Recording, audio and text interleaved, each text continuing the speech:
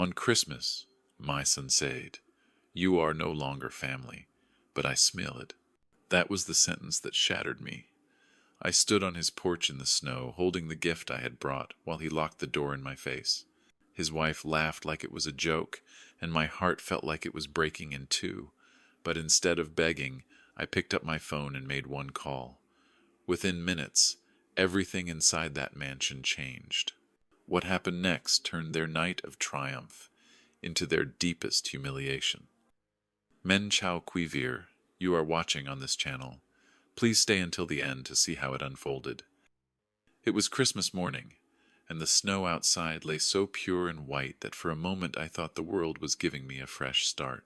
I pulled on my old flannel shirt, the one my late wife used to say made me look younger, and I drove across town with a tin of cookies and a wrapped gift under my arm.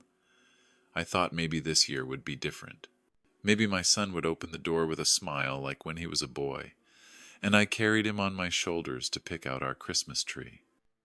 But when I reached Ethan's big brick house with the glowing wreath on the door, the welcome I imagined never came. I knocked gently at first, then harder when I heard music and laughter inside. At last the door opened just enough for me to see Ethan's face. He looked at me as if I was a stranger. His eyes, once bright with boyish excitement, were cold. He said in a steady voice, "You are no longer family. Get out." For a moment I thought I misheard. The words struck my chest like a hammer. Behind him I saw Vanessa, his wife, her painted lips curling into a smile she didn't bother to hide. She whispered something in his ear and chuckled as if this was entertainment. I wanted to argue, to remind him of every Christmas I spent breaking my back on construction sites just to put toys under the tree, but my mouth stayed shut. My throat felt like it had closed tight. I saw the shadows of guests moving at the long dining table behind him, glasses of wine raised, holiday cheer swirling in the air as if I were nothing but a figure at the window. The music carried a warmth that did not reach me. I stood in the cold while my own son shut me out of his home. Ethan pushed the door farther, not to let me in, but to make sure I saw the life he had chosen without me. A gleaming chandelier hung over a table covered in silverware that probably cost more than my car. The smell of roast and butter filled the hallway. I felt my knees weaken.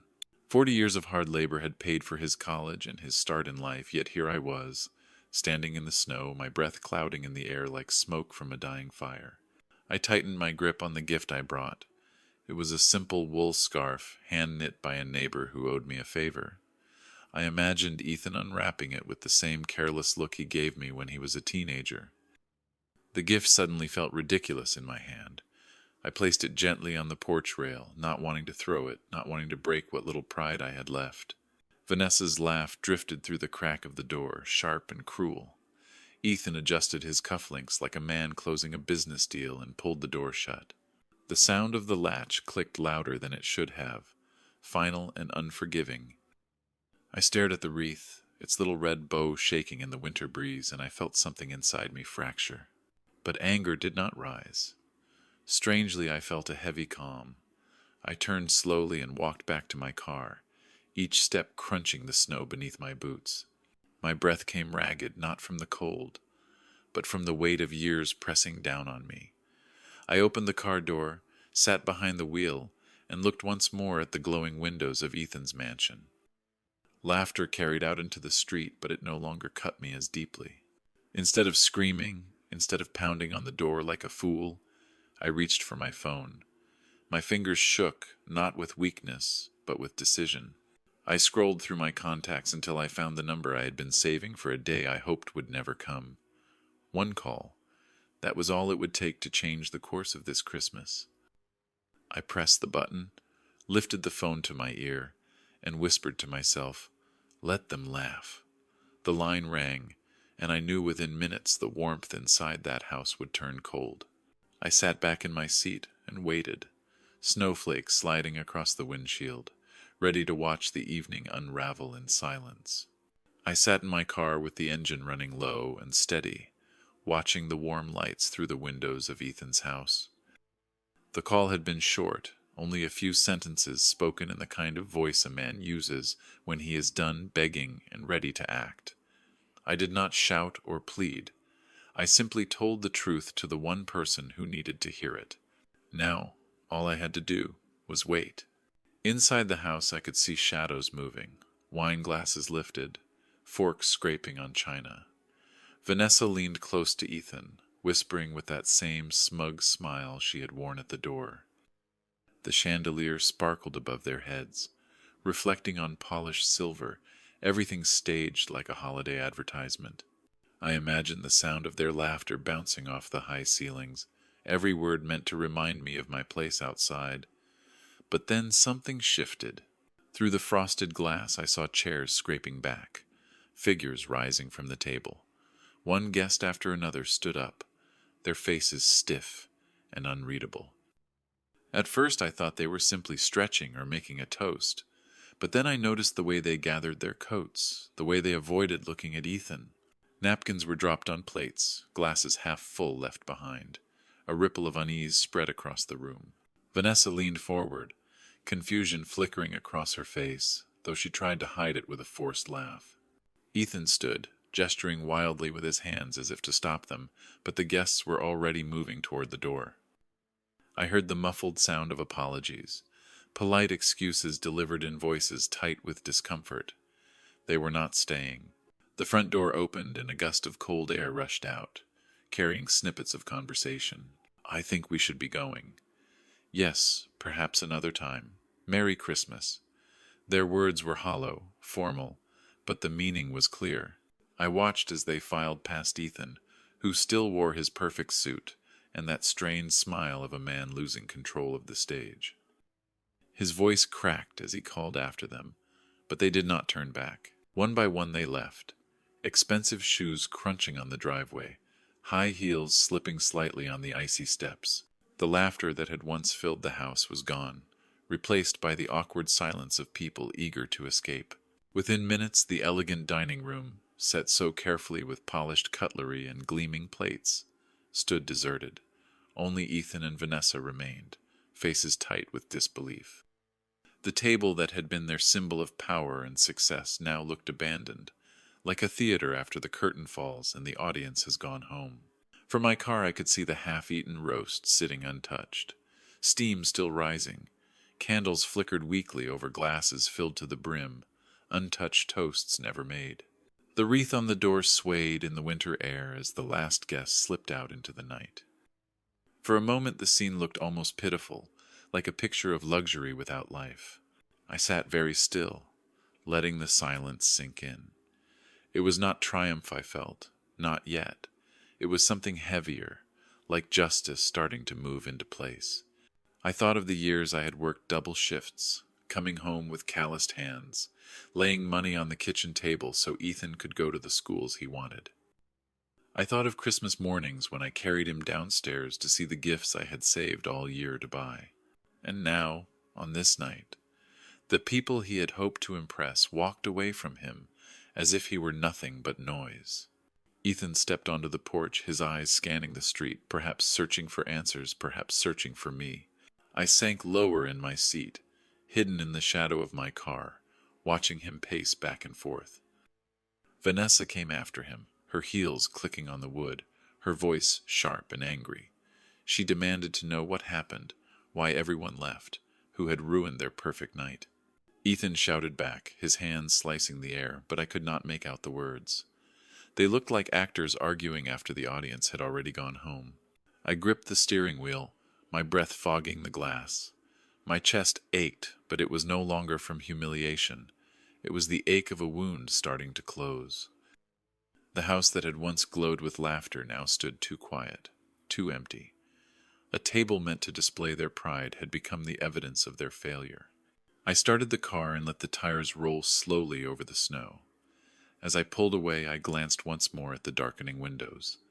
For the first time in years, I did not feel like the one left behind. They were the ones abandoned, stranded in their own wealth, with no one left to admire it. And I knew deep down this was only the beginning. It was only a few days before Christmas, when the words that cut deepest came out of my son's mouth. I had gone over to his place in the afternoon, carrying a tin of cookies baked by a neighbor who still thought of Ethan as the boy who used to mow her lawn for a few dollars. The house smelled of expensive candles, something floral and heavy, the kind of smell that makes a man feel like he should take off his shoes before he even steps inside. I sat down on his perfect leather couch while he straightened his cufflinks and looked at me as if I were an intruder in my own child's life. He was dressed sharp, a navy suit that looked tailored to fit his frame, the kind of clothes a man wears when he wants to prove he belongs somewhere higher than where he came from. On his wrist was a watch that shimmered under the light. He twisted it deliberately, making sure I noticed. I asked him about work, about how things were going. He didn't answer right away. Instead, he gestured around the room, his eyes settling on my jacket draped over the arm of his couch. "Dad," he said, his voice low but edged with steel, "why can't you be more like Richard Collins? He's a real man with real money." The words hit me square in the chest. I froze, staring at him, unable to believe what I had just heard. My son, the boy I had raised with my own rough hands, was measuring me against his father-in-law's bank account. I whispered back, "What did you just say to me?" My voice shook, quieter than I intended, like an old man who already knew the answer. He rolled his eyes the way he used to when he was a teenager, and I asked him to clean his room. Only now it wasn't about chores, it was about who I was as a man. He repeated himself without shame. "Richard built an empire. Look at this place, Dad." His hand waved over the spotless counters, the polished floors, the furniture that looked like it belonged in a magazine. Then his hand dropped toward me, toward my boots still carrying a trace of snow and salt from the street. "And then look at you." My blood boiled, but I tried to hold it back. "Every nail, every board, every callus on these hands paid for your college education," I said, my voice trembling. He smirked. "College that barely helped me until I married Vanessa. She and her father gave me real opportunities, real connections. You only slowed me down with your worker mentality." My hands gripped the edge of his table. 40 years of double shifts, 40 years of bad backs and sore shoulders, of missed dinners and empty holidays, all reduced to the idea that I was nothing but dead weight. I stared at the man my son had become, and I hardly recognized him. "I made everything I could out of myself for you," I told him, my throat raw. "And what do I have for it? A son who mocks the very life that raised him."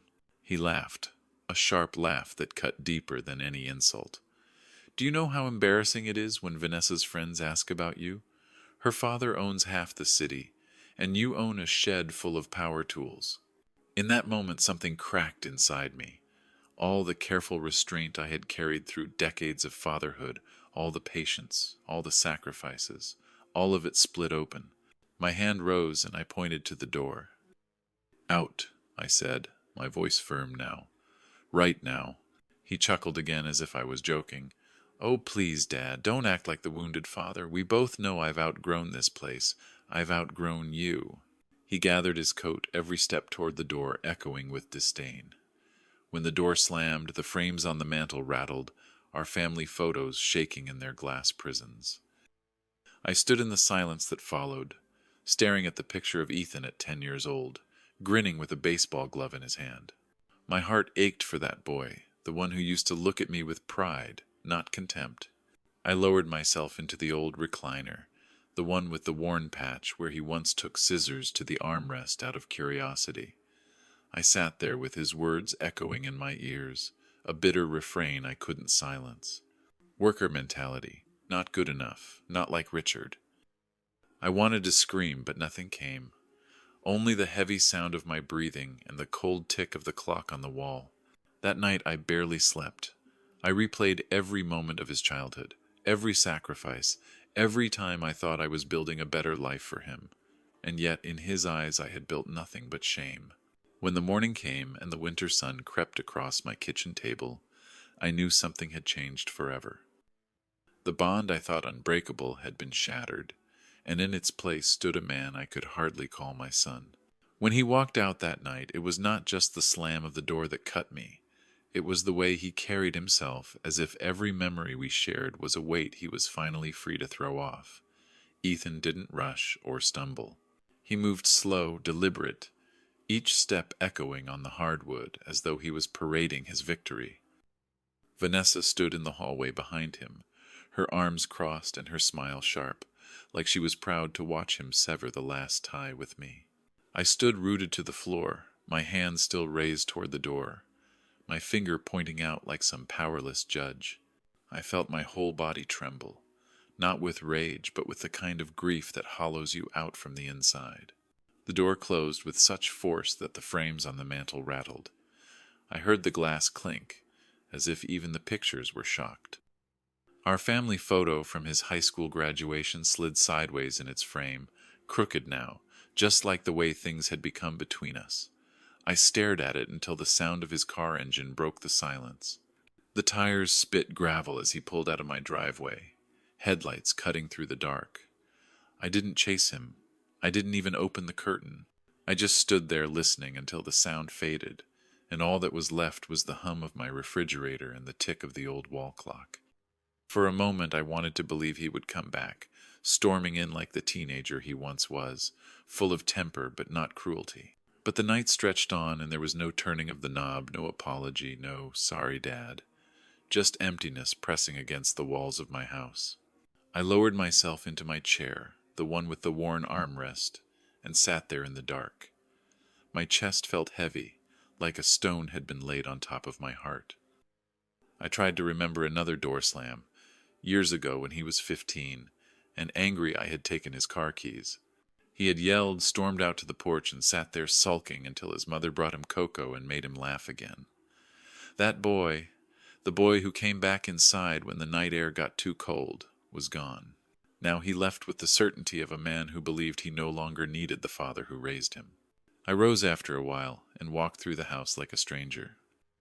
The living room felt too large, the kitchen too quiet. I placed my hand on the old oak table where we once carved pumpkins, where he did his algebra homework while I checked the numbers over his shoulder. My palm brushed the grooves of old knife marks, memories etched into wood, and I felt tears sting my eyes. I moved to the hallway and glanced at the photos again. His first baseball game, his smile with missing teeth, the look on his face when he opened the toolbox I gave him one Christmas. Pride. That was the look. Pride in me. Pride in what I could do with my hands. When had that pride turned into shame? When had my son decided I was nothing but an anchor dragging him down? I tried to quiet my thoughts, but the house carried every sound too clearly. The creak of the floorboards, the groan of the heater, the restless tap of a branch against the window. And then I heard something else. Outside in the dark, metal scraping against concrete, a low dragging sound. My body stiffened. I held my breath, straining to hear. It wasn't the wind. It wasn't some animal rooting through trash. It was deliberate. Footsteps on gravel, heavy and measured. Then silence. I walked to the window, but the glass was fogged with my breath, and I saw only shadows shifting in the yard. A chill ran up my spine. I thought about opening the door, stepping outside, but my hand froze on the knob. My chest thudded with dread.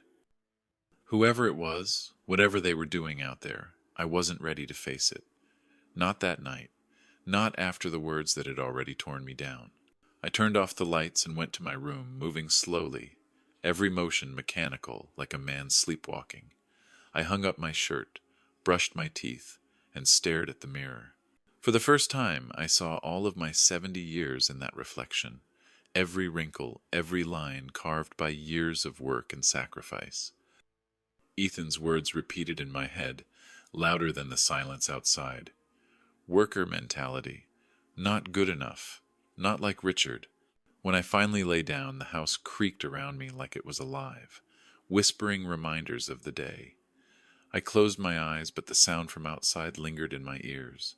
Scraping, dragging, footsteps fading into the night. I told myself it was nothing, but in my bones I knew it was not random. It was a message, though I could not yet read it. I pulled the blanket tighter and waited for sleep that did not come, knowing the world I had built with my own 2 hands had begun to crack. The morning came heavy, my body slow to rise as if the night had pressed down on me like a weight I could not shake. The clock on my nightstand blinked later than usual.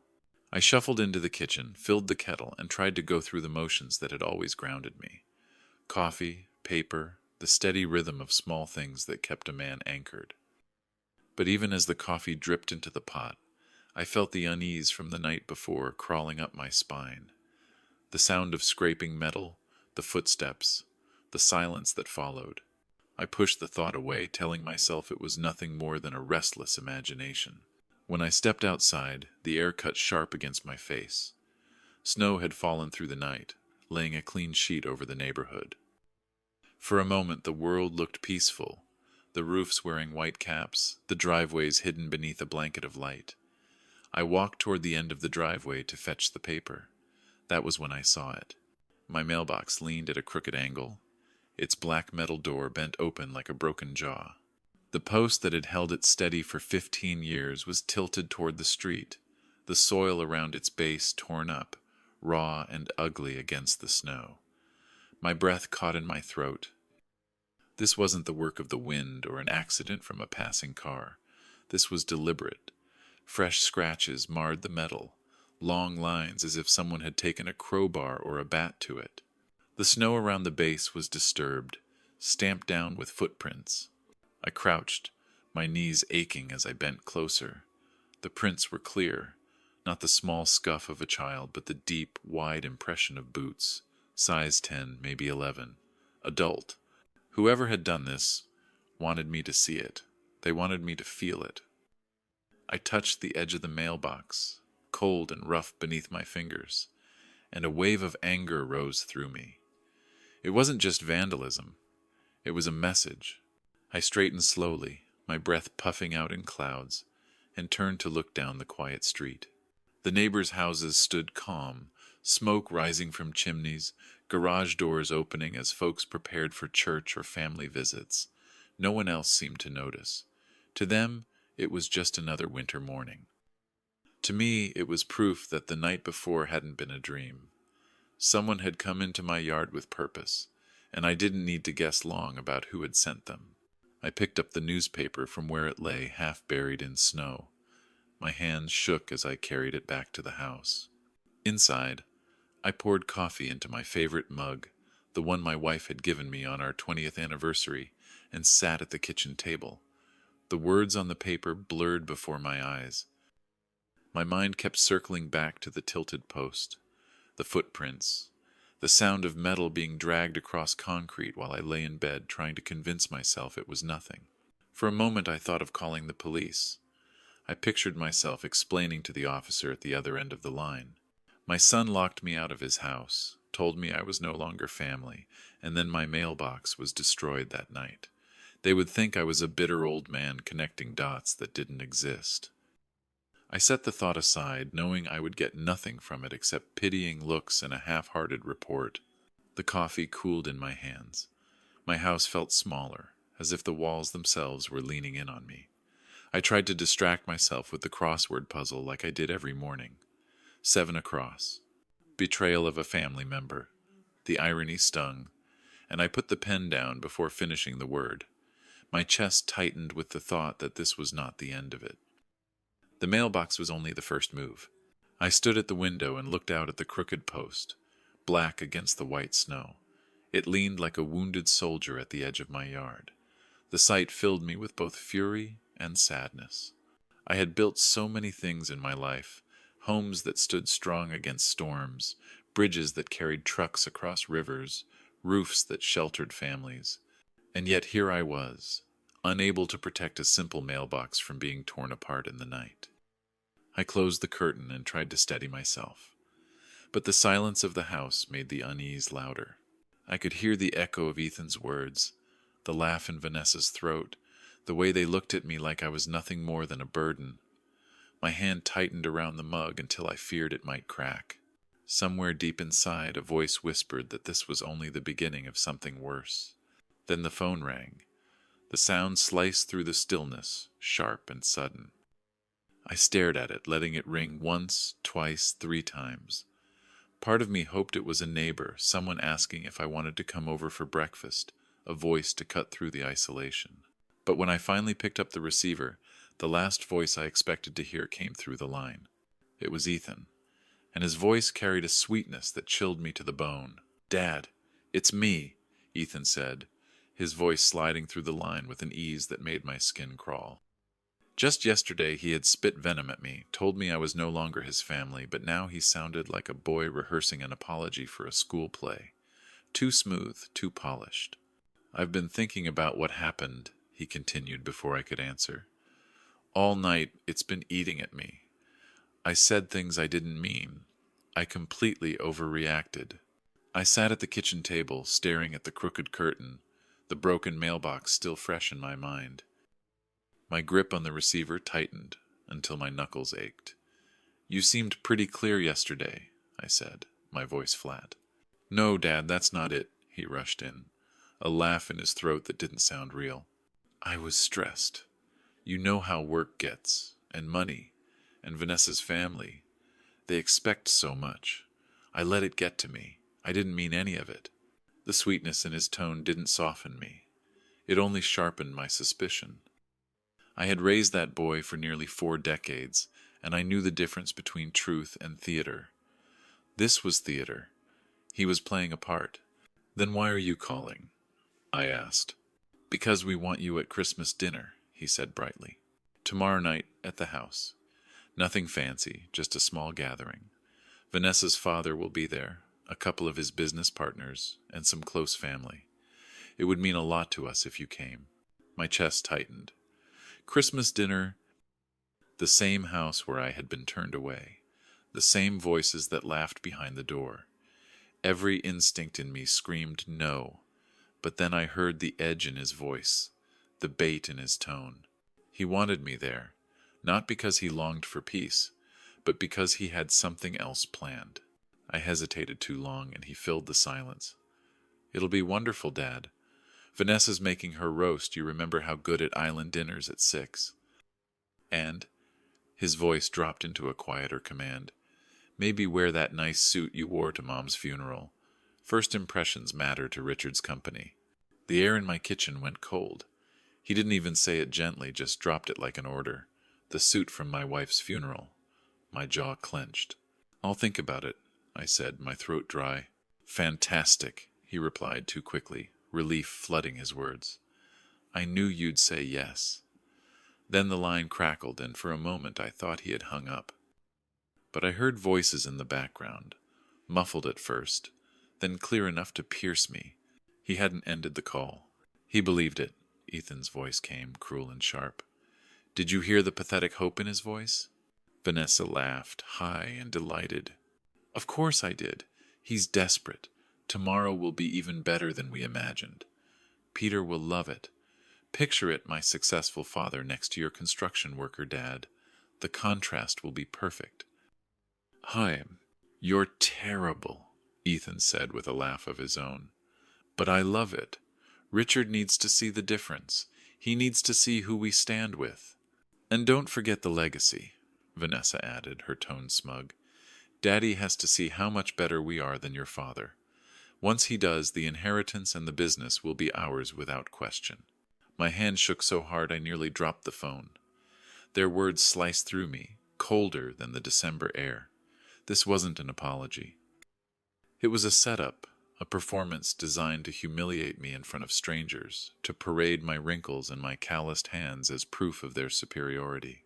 I held the receiver against my ear, listening to their laughter like shards of glass breaking inside my chest. The voices faded, the line finally going dead, but the echo remained. I sat there with the phone heavy in my hand, the newspaper untouched on the floor, the smell of coffee turning bitter in the air. They had planned it all. The fake sweetness, the invitation, even the suit, not out of love, not out of regret, but out of cruelty. My own son, the boy who once hugged me after his graduation and whispered thanks in my ear, had made a weapon out of my love for him. He had turned forgiveness into ammunition. I set the phone down gently, afraid my shaking hands might slam it and break the illusion that I was calm. My body trembled, my breath uneven. I looked around my small kitchen, at the chipped countertop, at the worn linoleum under my feet, and for the first time I felt like the walls were closing in on me. They wanted to shrink me, to make me small, to turn me into a spectacle. But as the minutes passed, another feeling grew inside me. It started low, a quiet burn in my chest, and then it spread, steady and firm. If they wanted me at that table, they would get me. But not as their fool, not as their prop. I pulled the curtain aside and looked out at the crooked mailbox. The snow around it was still disturbed, the boot prints deep in the ground. The message they left me was clear. But so was the answer forming in my mind. They thought they were setting a trap, but they had underestimated the old man who built houses, bridges, and lives out of nothing. I whispered into the empty room, "You'll get what you deserve." And for the first time since Christmas morning, I almost smiled. After the line went dead, I sat there for a long while with the phone resting in my lap. My hands still trembled, but my heart had stopped racing. I felt hollow at first, like someone had scooped the air right out of my chest. Their laughter echoed in my ears, Ethan's sharp and cruel, Vanessa's high and mocking, the two of them planning my humiliation as though it were a holiday game. I wanted to break something, to shout, to let the fury tear out of me, but instead I closed my eyes and breathed. In that stillness, another memory rose, not of Ethan, but of my late wife. Mary had been gone 5 years now, but I could still hear her voice on nights when the world pressed in too close. She used to tell me that dignity was the only thing a person could never afford to lose. "Don't let anyone take that from you, Frank," she'd say, usually after a long day when my shoulders ached and the bills piled up. Sitting there in the kitchen with the broken mailbox outside and the taste of betrayal still sharp on my tongue, I heard her voice again. And for the first time since this began, I straightened my back and felt something return that I thought I had lost. I stood up and went to the closet in the hallway. On the top shelf, tucked inside an old box with yellowing edges, was a stack of things I had kept out of habit. Receipts, manuals, old business cards. I rummaged until I found it. A crisp white card with raised black letters. Richard Collins, Mills Development Group. I remembered the day he gave it to me. It was at Ethan's birthday party, a polite gesture exchanged between men who barely spoke. "Call any time, Frank. We should get to know each other better." I had slipped the card away, never thinking I would need it. Now it felt heavy in my hand, like a key to a locked door. I sat back at the kitchen table, turning the card over and over. My first thought was doubt. What if he brushed me off? What if he believed his daughter and her husband over an old builder? But then another thought rose. Richard Collins didn't build his empire by tolerating dishonesty. I had seen him at gatherings, quiet but observant, a man who measured people not by their words but by their actions. If he knew what Ethan and Vanessa were plotting, if he saw their cruelty with his own eyes, he would not ignore it. I placed the card neatly on the table, beside my cooling mug, and leaned back in my chair. The fear that had haunted me since Ethan closed that door was gone. In its place was a strange calm, the kind a man feels when he finally decides to fight back. I thought about the years I had spent teaching Ethan the value of hard work, the mornings I left before sunrise, the nights I came home bone-tired but still managed to sit at his desk and help him with algebra. None of it mattered to him now, but it mattered to me. Those sacrifices had meaning even if he spat on them. I walked through the house and stopped at the photographs lining the hallway. My hand touched the frame of his graduation picture. I remembered the night I worked until 3 a.m. just to finish a project, then drove straight to the ceremony in my work boots, covered in dust. He hugged me that day and whispered, "Thanks for always being there." I closed my eyes and let that memory steady me. Somewhere along the way he had lost himself. I could not change that, but I could refuse to let him drag me down with him. I returned to the kitchen and picked up the card again. The edges were smooth, the letters sharp. I imagined Richard at his office, papers stacked neatly on his desk, the kind of man who valued precision.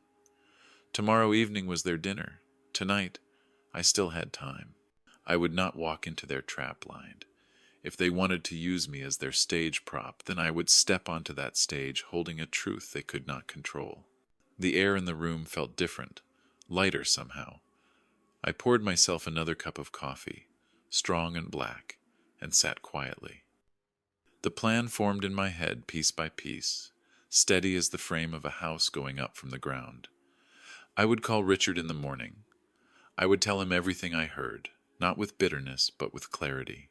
He would see it for what it was, and then I would prepare my own table, just in case.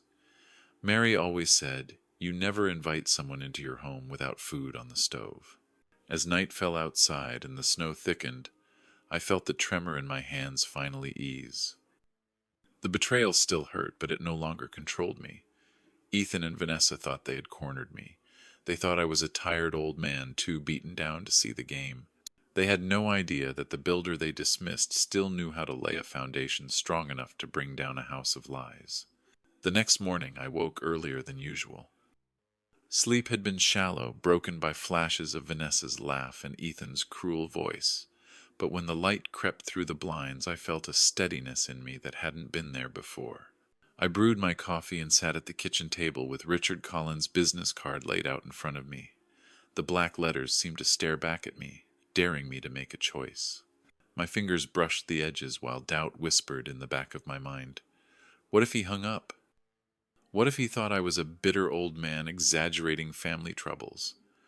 But another voice, firmer, reminded me that silence would only hand them victory. I took a deep breath and picked up the phone. Each number I dialed seemed to echo in the quiet house, pulling me deeper into something I couldn't undo. The line rang twice before a voice answered, calm and direct. Richard Collins. For a second I almost froze, but then I steadied myself. "Mr. Collins, this is Frank Harris. I'm Ethan's father. We met once at his birthday party last year." There was a pause. Then his tone softened slightly. "Yes, Frank, I remember. How can I help you?" I gripped the receiver tighter. "I wouldn't be calling if it wasn't important. I need to tell you something I overheard yesterday. Something about tomorrow's dinner." The silence on the other end stretched just long enough to make my heart pound. But then he said, "Go on." I told him everything. How Ethan had called with a false apology. How he left the line open. How I heard them laughing about using me as a prop to impress him and his partners. I repeated their words as closely as I could, my voice low but steady. When I spoke Vanessa's line about the inheritance, I heard Richard draw in a sharp breath. "You're certain about this?" he asked quietly. "As certain as a man can be when it's his own son," I answered. "I wish I wasn't. I wish I was making it up. But I'm not." There was another pause. Then his voice came back firm. "Frank, I appreciate your honesty. I know this can't be easy. You did the right thing by telling me." I felt something in my chest loosen, a tension I hadn't even realized I was holding. "I don't want trouble between you and your daughter. I only want to protect what little dignity I have left." Richard's voice grew heavier. "Trouble already exists, Frank. You've only shown me what was hiding in plain sight. Let me handle tomorrow. Come to the dinner, wear whatever you like, and trust that I will see to it that the truth comes out." His certainty surprised me. For the first time since Ethan had shut me out on Christmas morning, I felt like I wasn't alone. We spoke a few minutes longer, but his tone never wavered. When we hung up, I sat in the stillness of my kitchen, staring at the card, the receiver heavy in my hand. My heart still pounded, but it was no longer from fear. It was purpose. I walked through the house with new eyes. I straightened the photographs in the hallway, polished the frame of Mary's favorite picture, and ran my fingers over the china cabinet she had loved. The idea of preparing my own table came to me then, not as a replacement for theirs, but as a statement of my own. If tomorrow ended the way I feared, I wanted to be ready. I went to the pantry and began checking what I had. Flour, sugar, potatoes, a turkey in the freezer I had been saving for New Year's. I set it on the counter to thaw. My hands moved with the precision of habit, the same way I used to line up tools before a big job. It wasn't just cooking, it was building, laying out the pieces of something solid and true. By afternoon the house smelled faintly of spices, as I prepared what I could ahead of time. The table in the dining room, the same one Ethan had done his homework on, was cleared and wiped down. I laid out the old china Mary had cherished, each plate shining under the soft light. For a moment I stood in the doorway and let myself imagine laughter filling this room again. Not cruel laughter, but genuine, the kind that warms instead of wounds. As evening fell, I returned to the front window. The mailbox still leaned at its crooked angles, scarred and bent. But instead of seeing it as defeat, I saw it as a reminder. They wanted to break me, but all they had done was awaken something stronger. I poured myself another cup of coffee and sat down once more with the card on the table. Tomorrow would bring confrontation, humiliation if they had their way, but I was no longer afraid. I had made the risky call, and Richard had listened. Whatever came next, I would not be walking into that house blind. I would be walking in with my head high, carrying the one thing they could never steal from me, the truth. The evening came sooner than I expected. All day my hands had been busy, preparing the meal at home, polishing plates, making sure every detail was in place. It calmed me, steadied me, but as the sun dipped behind the frozen rooftops, I knew I couldn't put it off any longer. I put on the dark suit I had worn to Mary's funeral. It still carried the faint smell of cedar from the closet. I stood in front of the mirror for a long time, straightening the tie, smoothing the jacket, and for a moment I almost saw the man she used to smile at proudly. The drive to Ethan's neighborhood was quiet. The roads were lined with houses dressed in lights, each porch glowing with reds and golds, inflatable snowmen swaying in the breeze.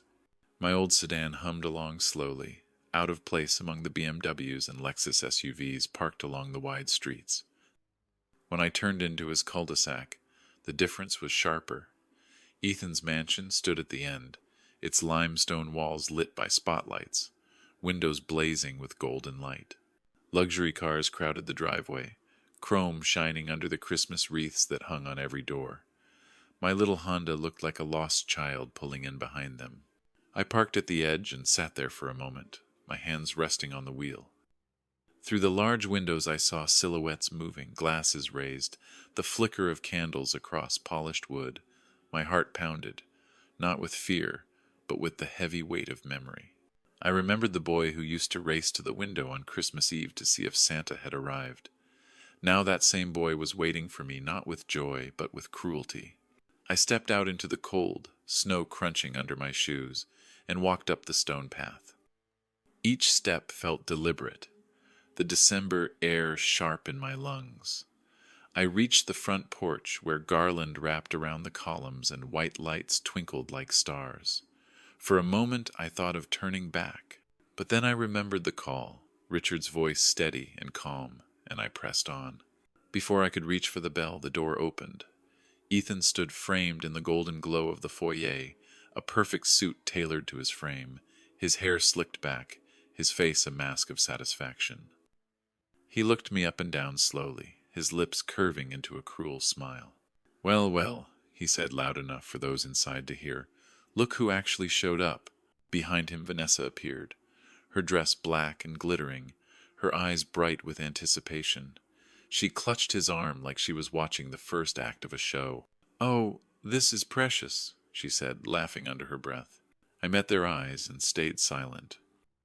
I could feel the weight of guests watching from inside, heads turning toward the doorway, conversations pausing mid-sentence. Ethan stepped forward, blocking my path. His voice rose, sharp and deliberate. "Let me make this crystal clear. You are not family to us anymore. Only Vanessa's parents are our family now, so go away." The words rang in the cold night air, like a verdict. Gasps came faintly from inside, but most of the guests simply watched, caught in the awkward pull of drama they didn't understand. I felt every gaze pressing against me, waiting for me to beg, to stumble, to break, but I didn't. I stood tall, the winter wind tugging at my coat, and looked Ethan in the eye. "I understand," I said calmly, my voice steady. "I hope you get everything you deserve tonight." His face flickered, just for a second. Confusion replaced confidence before the mask returned. "That's right," he said, louder now, his laughter forced. "Go back to your little builder's house where you belong." Vanessa's laugh chimed in behind him, sharp as glass. "Did you see his face?" she whispered to someone inside. "Even better than we imagined." I turned slowly, every step back down the stone path measured and deliberate. I did not lower my head. I did not quicken my pace. I walked to my car as if I were leaving church, my back straight despite the bitter air. My hands shook when I reached for the handle, but not from shame. It was the tremor of a man holding something back, waiting for the moment it would be revealed. I slid into the driver's seat and closed the door, the warmth of the car, a sudden cocoon against the chill. Through the windshield I watched Ethan standing proud in the doorway, Vanessa beside him, their silhouettes framed by the glow of chandeliers. Inside, the guests shifted awkwardly, some whispering, others sipping their wine to hide their discomfort. They thought they had won, that the performance had gone exactly as planned. I leaned back in my seat and took out my phone. The screen glowed in the dim interior as I scrolled to the number Richard had given me. My finger hovered for a moment, my breath steady. Then I pressed the button and raised the phone to my ear. The line rang once, twice, and then Richard's voice answered, calm and familiar. "Yes, Frank." I looked through the windshield at the mansion, golden lights shining against the cold sky, and I whispered, "As we discussed." Richard's reply was firm. "I understand completely." I ended the call with no more words, slid the phone back into my pocket, and folded my hands in my lap. The show they had written was already beginning to unravel, and I was content to wait in the shadows, watching as their stage collapsed under its own weight. I sat in the car with the engine off, watching the windows glow. From where I was parked, I could see movement in the dining room, the guests returning to their seats, the faint clink of glasses reaching me through the cold air. Ethan had gone back inside, his victory secured in his own mind. Vanessa lingered in the doorway for a moment, her laugh spilling into the night before she closed the door behind her. I leaned back, folded my arms, and waited. I knew what was coming. Inside the house, the music softened, and the sound of chairs scraping filled the silence. Richard Collins rose slowly from his seat at the head of the table. He was a man who commanded attention without effort. The room stilled as he raised his glass of wine, the candlelight flickering against his stern features. His voice was calm, but carried the weight of a man used to being heard. "Friends," he began, "on this Christmas Eve I had expected to share a meal full of warmth and celebration. But before we eat, I want to speak of family values, real values, the kind that matter more than wealth or social status." The guests leaned in, some smiling, expecting a pleasant toast. Ethan's face lit up, sure that this was the validation he had been waiting for. Vanessa clutched his arm, her eyes gleaming with anticipation. Richard continued, his tone steady, deliberate. "I've learned something today. I've learned about people who measure others not by their character, but by their bank accounts. People who would manipulate family ties for personal gain. People who would treat those who raised them with contempt, using them as props to impress others." "Oh." A ripple of unease spread around the table. Conversations that had begun in whispers died in the air. Forks were set down quietly. I saw Ethan's smile falter, his eyes darting from guest to guest, confusion breaking through his mask. Vanessa's grip on his arm tightened. Richard's gaze swept the table. There is a difference between inherited wealth and earned dignity. Between those who build themselves up by tearing others down, and those who hold their integrity no matter how modest their means. Tonight I choose to stand with dignity. The silence that followed was heavy. Ethan forced a laugh, too loud, too brittle. "That's right," he said, raising his own glass as if to join in. But no one followed. His voice cracked when he added, "Exactly what I was saying earlier." Vanessa tried to smooth it over, her smile sharp, but the guests weren't fooled. They exchanged glances, eyes narrowing, murmurs beginning again, this time with a different edge. They had understood. Richard set his glass down firmly, the sound carrying across the table like a gavel. "I will not stay in a house where greed disguises itself as family. I will not celebrate under a roof that values money over loyalty. I choose to take my leave. Chairs scraped again as he stood, his coat draped neatly over his arm. The authority in his movement was absolute. A man like Richard didn't make empty gestures. When he walked away, others followed. I watched from the car as the front door opened, and Richard stepped out into the cold night. Behind him came two of his partners, then another guest, each murmuring polite excuses, but their faces told the truth. Ethan appeared in the doorway, his voice desperate now, calling out, "Wait, please, you don't understand." Vanessa's laugh was gone, replaced by a strained whisper, "Daddy, don't do this." Oh, Richard didn't look back. He buttoned his coat, his breath visible in the frosty air, and walked steadily down the stone path. One by one the guests followed, some quietly, some shaking their heads.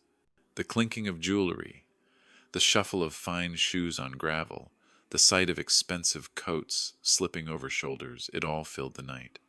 What had been a feast was dissolving into an exodus. Through the window I saw Ethan standing frozen, his hands still raised as if he could command them back. Vanessa clutched his arm, her eyes wide with panic. Their stage had collapsed, their audience leaving without applause. I sat quietly, my breath fogging the windshield, my hands steady on my lap. I did not need to step inside to see justice unfold. Richard's toast had stripped them bare, and the guests who had once admired their wealth now looked at them with something closer to disgust. As Richard reached the end of the drive, he paused, glancing once toward my car. His eyes met mine across the snowy dark, and he gave the smallest nod, a gesture of quiet assurance. Then he moved on, his steps purposeful, his presence commanding the night. I leaned back in my seat and closed my eyes for a moment. The humiliation they had prepared for me had turned in their hands like a blade. It was only the beginning, but already I could feel the weight shifting. They wanted to shame me. Instead, they had exposed themselves. And as the guests' cars began to pull out one by one, headlights sweeping across the snow, I knew the house behind me was emptier than it had ever been. From where I sat in my car, I could see it unfolding as if it were a stage play with no curtain. Richard had walked out first, his tall frame cutting through the night air with the certainty of a man who never second-guessed himself. The door swung wide behind him, spilling golden light onto the cold stone path, and for a moment Ethan just stood there, stunned into silence. Then the shuffle began. One couple slipped their coats on quickly, offering strained smiles as they hurried after Richard. Another pair followed, whispering to each other with glances that said more than their words ever could. The sound carried clearly through the frosted glass.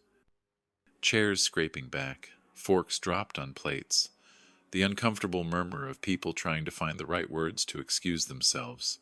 It was the sound of a party collapsing, not with laughter or applause, but with polite exits and embarrassed silence. Vanessa's voice rose sharp and shrill, trying to charm the guests back to the table. "Please, stay.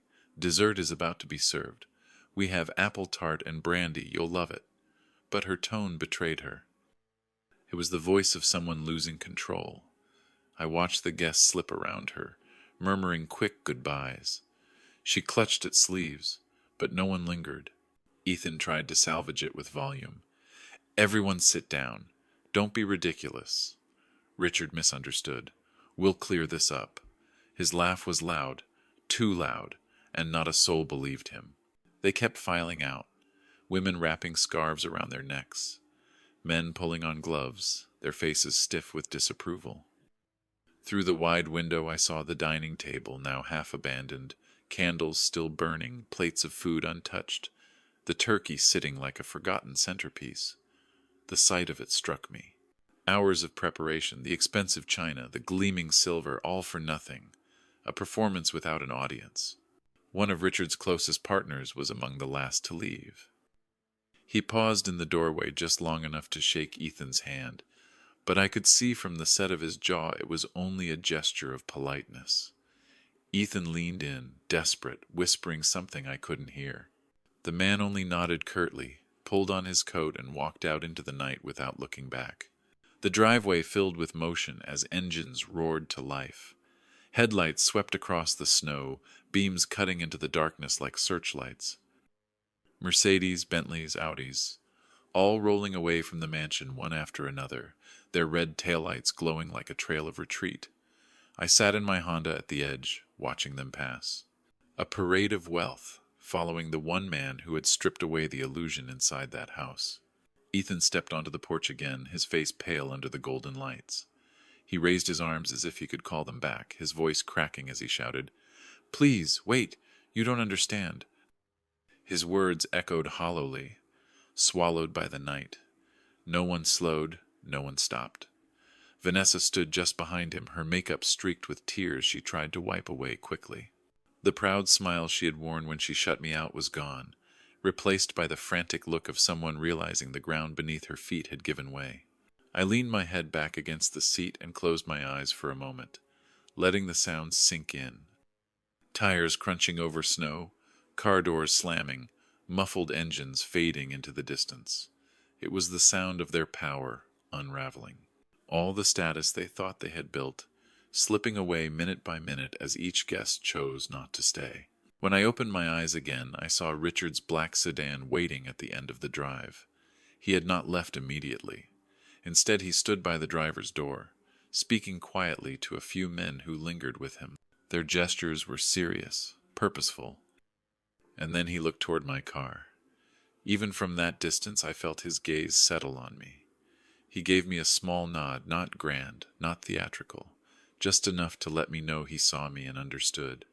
At last his car pulled forward, leading the line of departing vehicles down the curved street. I counted them as they passed me, each set of headlights sweeping across my windshield like waves. By the time the last one disappeared around the corner, the cul-de-sac that had been jammed full of cars only minutes earlier stood nearly empty. Only Ethan's mansion remained lit, its windows glowing against the dark sky. But the light no longer looked warm. It looked harsh, exposing the emptiness inside.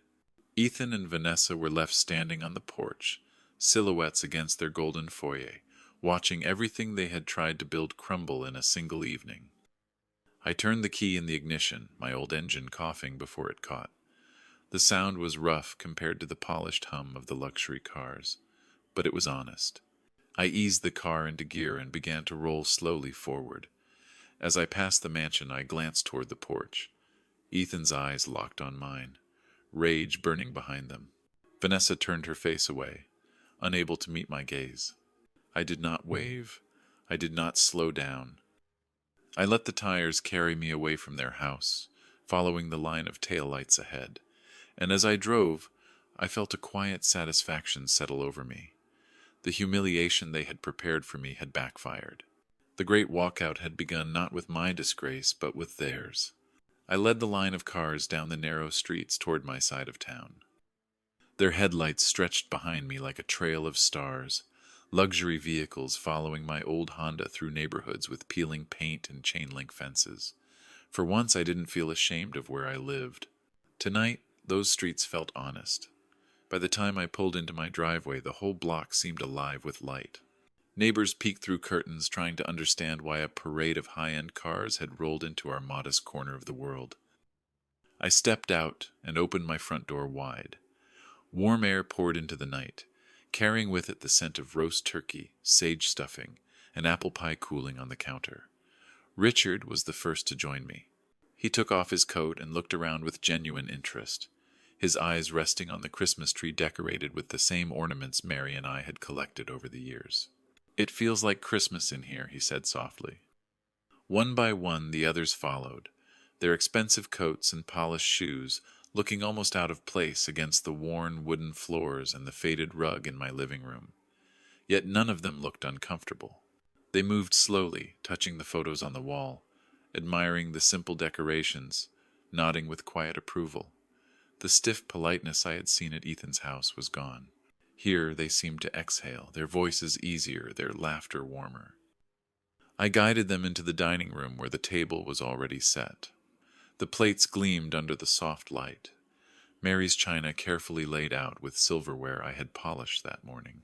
The turkey sat golden and steaming, surrounded by bowls of mashed potatoes, green beans from my garden, and fresh bread wrapped in a towel to keep it warm.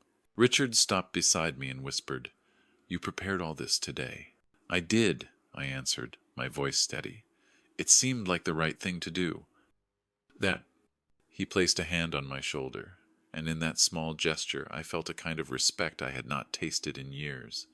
We sat down together, the guests spreading out along the table that had once been too empty for me.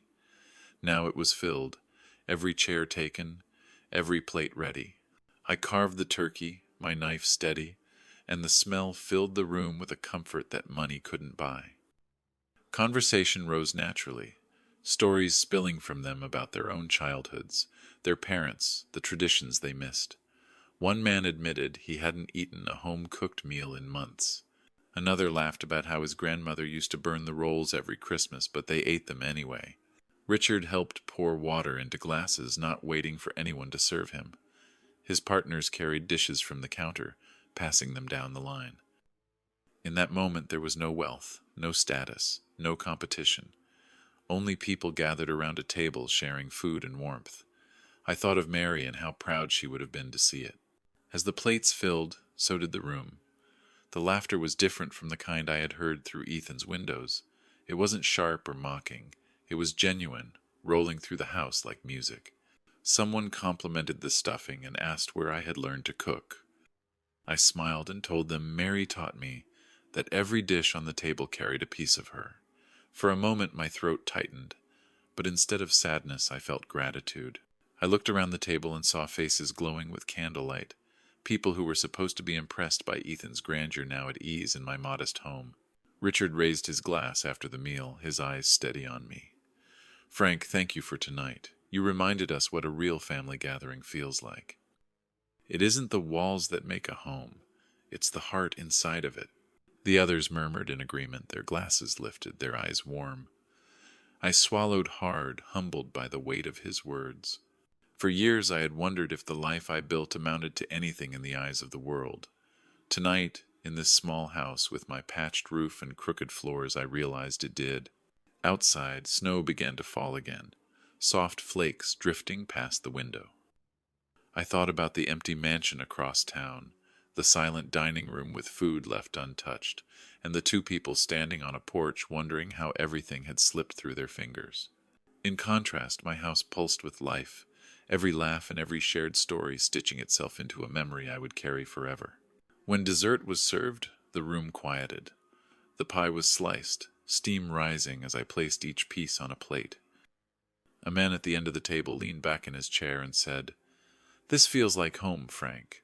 A real Christmas, not a performance." His words sank deep. I raised my eyes to the old wooden beams overhead and whispered a silent thank you to Mary. For the first time in a long time, I didn't feel alone. I felt surrounded by family, not the one bound by blood, but the one bound by respect, loyalty, and decency. And yet, even as the warmth spread, I couldn't shake the feeling that the night wasn't finished. A pair of headlights cut across the curtains, slowing to a stop outside. I set my fork down slowly, listening as the sound of an engine died in the driveway. The room grew quiet, all eyes turning toward the window. My stomach tightened as I recognized the silhouette of the car, Ethan's. The true test of the night had only just begun. The headlights outside burned against the curtains like two sharp eyes. The room had gone quiet, the kind of quiet where you could hear the tick of the clock in the hallway. Forks were set down, glasses half raised but forgotten. I stood slowly, my chair sliding back across the floor. I knew before I even looked that it was Ethan. The front door burst open without a knock. Ethan stormed into the living room, his face red, his tie pulled loose as if he had been clawing at it on the drive over. Vanessa followed close behind, her heels clattering against the floor, her eyes wild with panic and anger. They stopped short when they saw the sight before them. Richard seated at my table, his partners leaning comfortably in their chairs, wine glasses in hand, the air warm with the smell of pie and roasted turkey. "How dare you?" Ethan shouted, his voice cracking as he pointed a finger at me. "How dare you steal our guests?"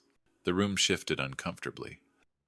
Some of the men set down their glasses, exchanging glances but saying nothing. Richard stayed seated, his expression calm, though I saw the hard line of disappointment in his jaw. "I didn't steal anyone," I said, my voice steady though my heart hammered. "They left your house on their own. I only opened my door to them." "You manipulated them," Vanessa screeched, her voice cutting through the room like broken glass. "You turned them against us with your pitiful stories, your poor old man act." "Oh?" Richard stood then, slowly, deliberately. He faced his daughter, his eyes heavy with shame. "Enough," he said, his voice low but full of command. "Do not disgrace yourself further." "Daddy, you don't understand," Vanessa pleaded, stepping closer, her hand reaching for his sleeve. "He tricked you. He twisted everything. We were only trying to show you how much we love you." Richard pulled his arm back. "Love does not look like ridicule. Love does not humiliate a man who has given his life to raise his son." His voice grew sharper. "What you and Ethan planned was cruelty, nothing more." Ethan stepped forward, his face twisted with fury. "You're siding with him? A construction worker who couldn't give me half the life you could? He poisoned you against me." Richard turned to face him fully. "Joseph told me the truth, Ethan. Something you cannot seem to do. I saw it tonight with my own eyes." "Oh." The room was silent except for the sound of Vanessa's uneven breathing. Ethan looked around, desperate, his gaze landing on each guest as if begging someone to defend him. No one spoke. Their silence condemned him louder than words. "You ruined everything," he hissed at me, his voice shaking. "Do you have any idea what this cost us? Richard's legacy was supposed to be our future." I rose from my chair, my palms flat on the table. "Your future was never mine to give, Ethan. All I had to give you I already gave. My years, my health, my sacrifices. And you chose to spit on it." "Keep your fake sympathy," he snapped, though his voice faltered. "You're just jealous. You couldn't stand to see me succeed." "No," I said quietly, looking him straight in the eye. "What I couldn't stand was watching you destroy yourself with greed. I didn't ruin your life. You did that all on your own." Richard's partners nodded faintly, their faces grim. One of them leaned forward and spoke for the first time. "We left your house because we saw what real values look like here, not the show you tried to put on." Vanessa's shoulders sagged, her confidence strained. Tears streaked down her face, smudging her makeup, but she said nothing more. Ethan clenched his fists, his chest rising and falling fast. But even he could see the truth written on every face around the table. Richard's voice cut through the heavy air. "Ethan Harris, effective immediately you are finished with Mill's development. No more contracts, no more access, no more promises of inheritance. Vanessa, your share will be adjusted accordingly. What you built tonight was not respect. It was a showcase of arrogance. And it ends here." The words dropped like stones in water, rippling through the room. Ethan swayed where he stood, his face drained of color. Vanessa gasped, her hand covering her mouth, a sob breaking free. "Let's go," she whispered, tugging at his sleeve. "We don't need them." But even in her voice there was no conviction. They turned toward the door, their footsteps heavy on the wooden floor. When the door slammed shut behind them, the sound carried finality. The silence that followed was thick, but it was no longer awkward. It was the silence of justice settling into place. I sat back down slowly, my body shaking but my spirit steady. Around me I saw heads nodding, eyes soft with respect. Richard looked at me and gave a slight bow of his head. I exhaled deeply, the weight of years lifting just enough for me to breathe again. The confrontation was over, but the echo of it would linger for the rest of my life. The door slammed behind them, and for a moment the house seemed to exhale.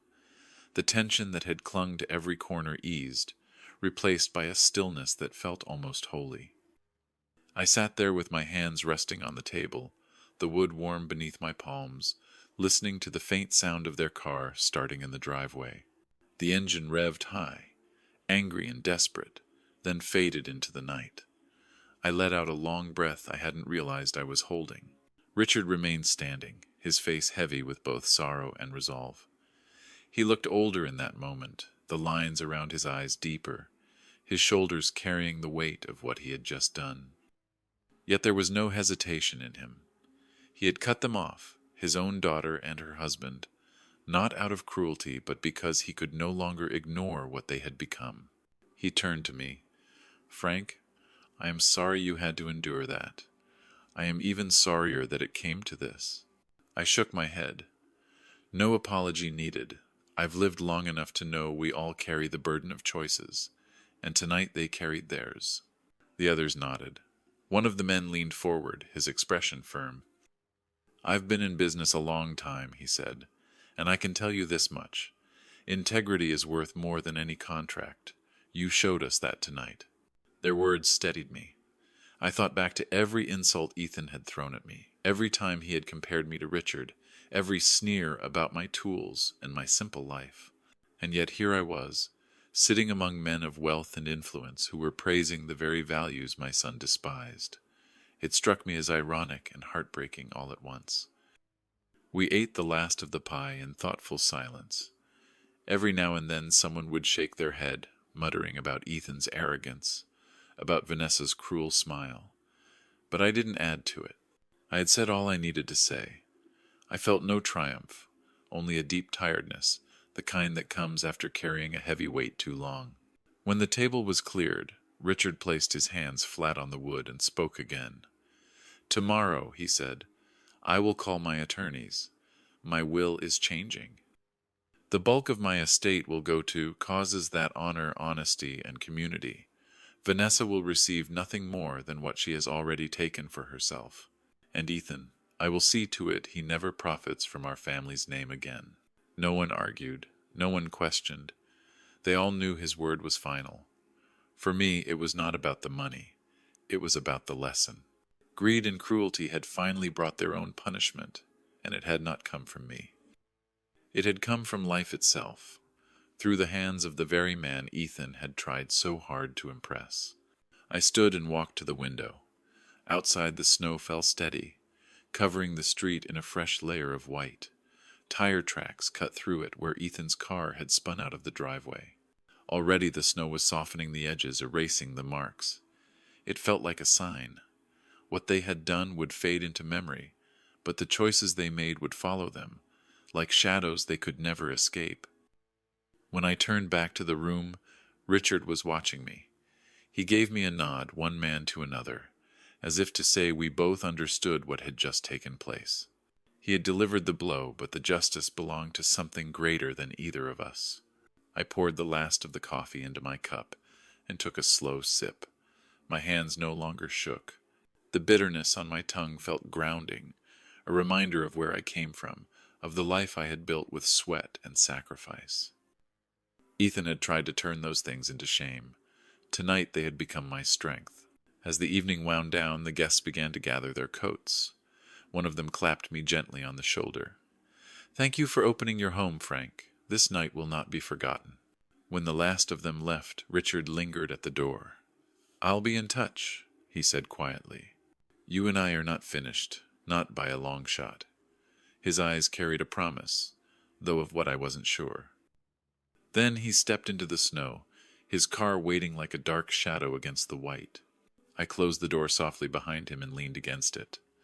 My house was quiet again, the tree lights twinkling in the corner, the smell of roast still hanging in the air.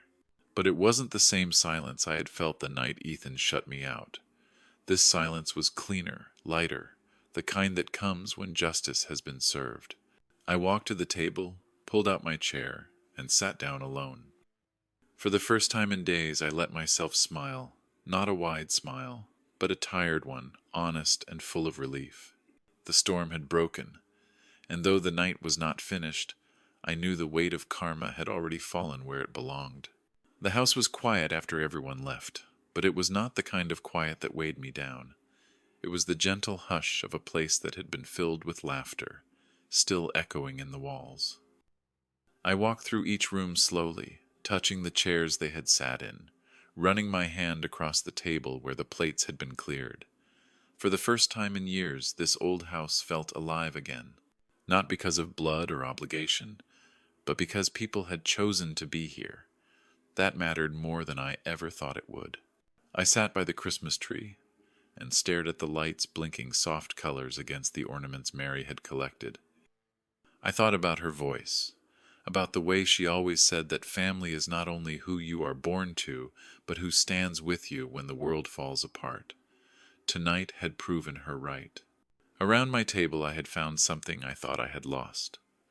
Respect, warmth, a sense of belonging. It did not erase the pain of Ethan's betrayal, but it wrapped around the wound like a bandage, reminding me that dignity still had a place in this world. The night stretched on and the snow fell heavier. I opened the curtain and looked outside. The driveway was blanketed white again, smoothing over the tire tracks of the guests who had left and the angry departure of Ethan's car. The crooked mailbox leaned under the weight of fresh snow, scarred but still standing. I stared at it and felt a strange kinship. It had been beaten, bent, meant to humiliate me, but it still held its place at the edge of the yard. So would I. I returned to the dining room and poured myself a small glass of wine left on the table. The house smelled of spice and roasted turkey, scents that clung like memories. I raised the glass toward the empty chairs. To family, I whispered. Not the kind that shuts you out, but the kind that shows up, that chooses to share bread and laughter even when they don't have to. I slept easier than I had in weeks, though morning came early. The light was harsh against the snow, and the cold bit deeper than usual. I put on my boots and went to shovel the walkway. My neighbors waved from across the street, curiosity in their faces after last night's parade of luxury cars. Mrs. Henderson from next door shuffled over, her coat too big for her small frame. "Quite the company you had," she said with a twinkle in her eye. I only smiled and nodded. Some things didn't need explaining. Days passed, and word spread. People in the neighborhood stopped by with questions, with pies, even with quiet pats on the back. It wasn't the gossip that mattered to me. It was the feeling that I wasn't invisible anymore. Folks who had once passed me with little more than a nod now looked me in the eye with respect. Somehow the truth of that night had given me back more than my pride. It had given me a new place among people who valued honesty. Still, the ache of what I had lost lingered. Ethan's face haunted me, not the man who shouted on my porch, but the boy who once hugged me after a baseball game, sweaty and proud. That boy was gone, and I didn't know if he would ever return. Some nights I sat by the window with a cup of coffee, staring at the road, wondering if his headlights would appear. It was weeks later, on a bitter evening when the snow fell thick and fast, that I finally saw a pair of lights crawl slowly up the street. A car pulled into my drive, tires crunching against the ice. I set down my mug, my hand trembling not with fear but with something I couldn't name. I pulled the curtain aside and saw Ethan step out, his shoulders slumped, his breath fogging in the cold. He stood there for a long time without moving, staring at the crooked mailbox, staring at the house he once called home. I opened the door but did not step outside. We faced each other across the snow, the silence stretching between us heavier than any words. His lips parted as if to speak, but nothing came. I saw the same boy in him for just a flicker, the one who used to believe I could fix anything. My heart ached with the pull of both anger and longing. I did not invite him in. I only stood there, waiting. The snow fell between us, covering the ground, softening every sound. I realized then that this story was not finished. Whether forgiveness was possible, whether he could change, only time would tell. For now, the open door was enough. I turned back into the house, the lights of the Christmas tree casting a warm glow, the quiet filled with something that was no longer emptiness. Family had been found again, though not in the way I had imagined. Perhaps that was the lesson. Sometimes blood betrays you, and sometimes strangers become brothers. And sometimes, even after everything, a door left open is the only gift you can offer.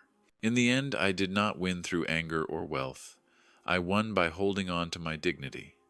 Ethan and Vanessa tried to break me, but their cruelty only exposed them. Around my table I found something stronger than blood. People who valued honesty, respect, and true family.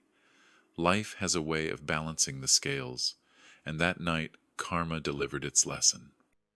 What do you think? Should I forgive Ethan if he truly comes back, changed, or is betrayal something you can never undo? Share your thoughts below, and don't forget to like and subscribe for more stories.